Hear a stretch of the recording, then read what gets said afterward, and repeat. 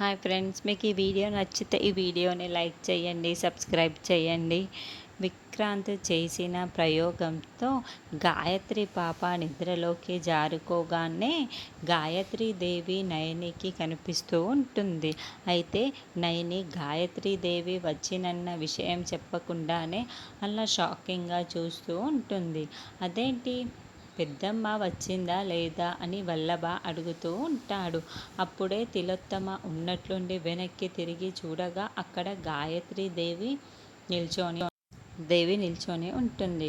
ఒక్కసారిగా తిలోత్తమ టెన్షన్ పడుతూ ఉంటుంది. ప్రయోగాలతో నన్ను చూడాలి అని అనుకుంటున్నావా తిలోత్తమ?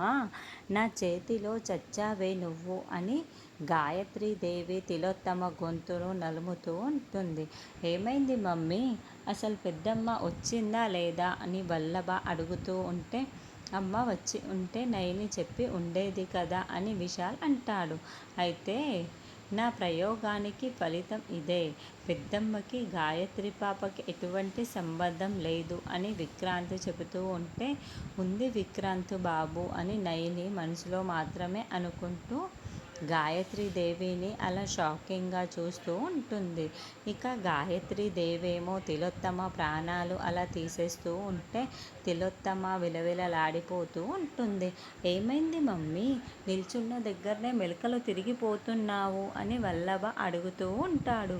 అక్కడ గాయత్రీదేవి తిలోత్తమ గొంతు పట్టుకొని నులమేస్తుందన్న విషయం నయనికి మాత్రమే తెలుసు. నయనేమో గాయత్రీదేవి వచ్చిందన్న విషయం ఎవరికీ చెప్పదు. అంటే గాయత్రి పాపే గాయత్రీదేవి అన్న నిజం నయనికి తెలిసిపోతుంది.